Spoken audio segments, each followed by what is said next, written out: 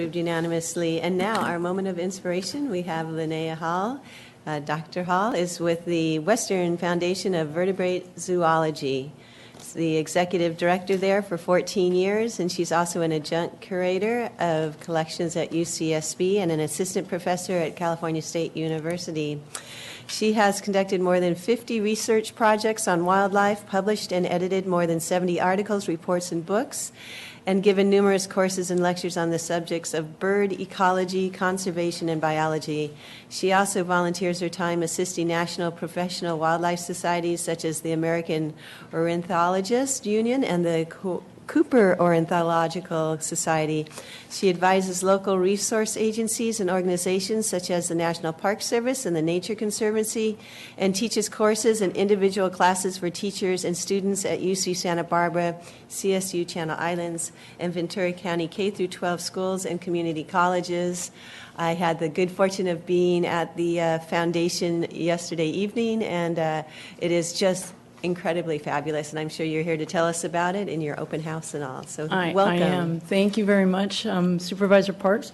I do have some flyers about our open house that's coming up on October 22nd. So do I give those to Brian? Or? Thank you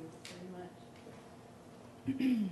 Yes, so thank you very much, Supervisor Parks, for the invitation to give you your moment of inspiration today, and thank you also to the rest of the board for the privilege of being here to speak with you. Last April, I was invited by Supervisor Long to provide some inspiration in honor of Earth Day.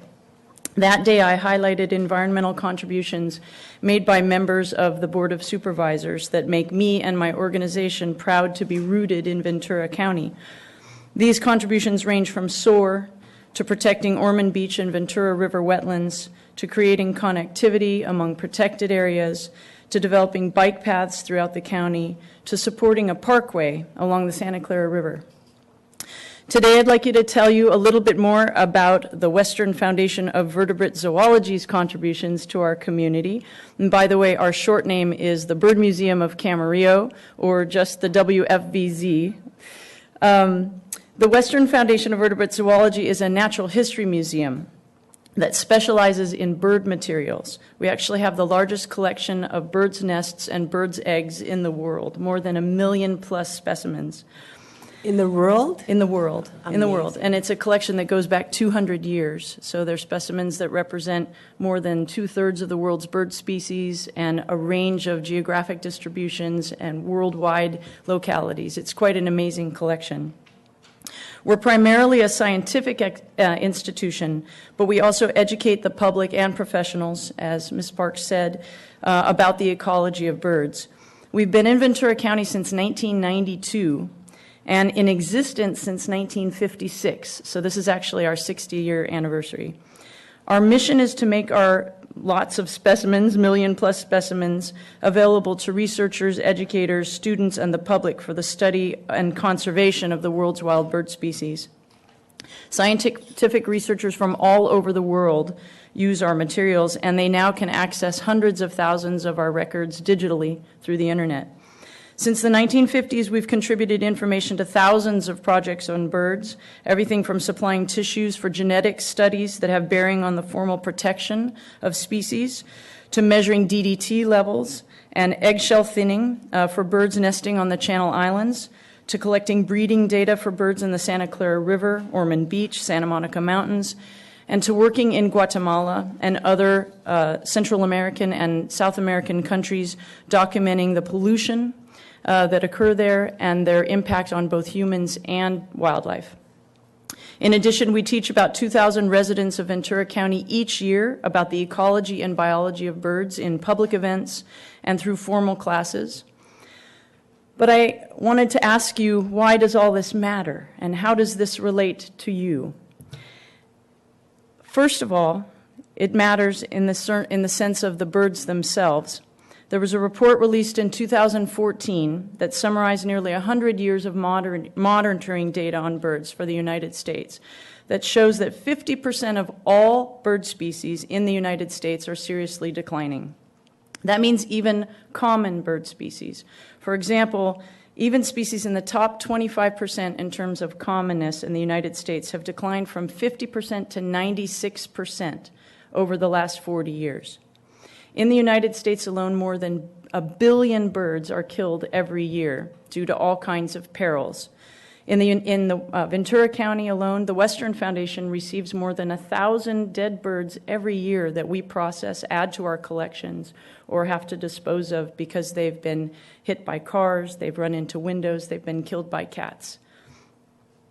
The Western Foundation holds that if we teach the public about the birds that we have left, what they look like and what they need to actually survive, we can have an informed citizenry that acts to protect species before they're driven to extinction. We all remember from school the passenger pigeon, which had an estimated population size of 5 billion birds, but was exterminated in fewer than 150 years. The Western Foundation is working to prevent additional such extinctions. Next, many studies recently have shown that children and young adults in urban areas all over the world are experiencing attention difficulties, higher rates of physical illnesses, including allergies and nearsightedness, just to name a simple couple of illnesses, and increased emotional illnesses. Research has also demonstrated that a significant number of these difficulties can be attributed to a malady referred to now as nature deficit disorder, which is created when young people are separated from nature as they grow up. Poor inner-city urban children are affected by this because they lack access to safe and convenient outdoor natural areas in their communities. More affluent children are also affected by this due to their dependence on technology nowadays and to a lack of outdoor exercise. The Western Foundation contends that teaching about the gifts that nature provides for all of us, the wildlife, the beaches, the rivers, our chaparral-covered hillsides, and the forests that belong to all of us, can help children overcome these deficits in their development. We offer linkages to nature and to the sciences for the citizens of Ventura County and beyond. All natural history museums play an important role in educating the public because we link people with information about the creatures and the environments that they share their spaces with. As I mentioned in the beginning of the talk, I'm proud to live in Ventura County because of the natural beauty that's still here. I am proud to be in a county where open space is valued, not just for agriculture, but also for its value to the wildlife and plants that rely on it, and to the people who live in our busy modern world who desperately need nature's beauty to recharge them. So I want to thank the Board of Supervisors for your continued work to make this county feel like nature is still welcome here. I also want to invite you to visit the Western Foundation to learn more about the more than 400 species of birds that actually use this county, the perils they face, and the work that's being done to assist them. And I hope that I leave you with some amount of inspiration to continue championing the nature that we all love in Ventura County for the sake of our children and the creatures that we share this county with. Thank you.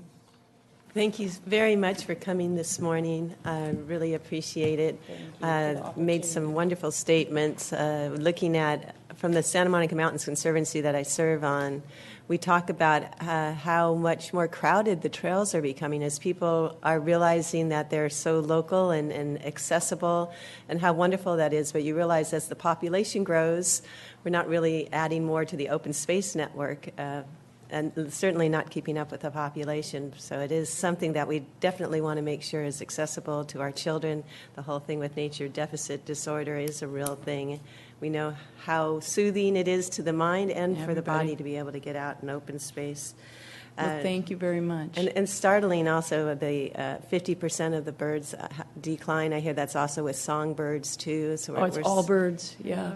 And I don't know if you have recommendations. I've seen studies that show how these birds are dying, hitting buildings and all. If there's something we can do with windows, or if you we have brochures, we have other information. I teach classes on this at the Western Foundation. So if people want to come to the open house, we can give them brochures and information they can take home to prevent deaths of birds at their own homes. But also, I could share those with that literature with the board if you'd be interested. I think it'd be great you could for pass out or have available. Yeah, and even our building department might be able to look and see if there might be things that we can have builders who are, building buildings make sure that they take into that would consideration. Be wonderful. That would be wonderful. Thank you very much Yes. for considering that.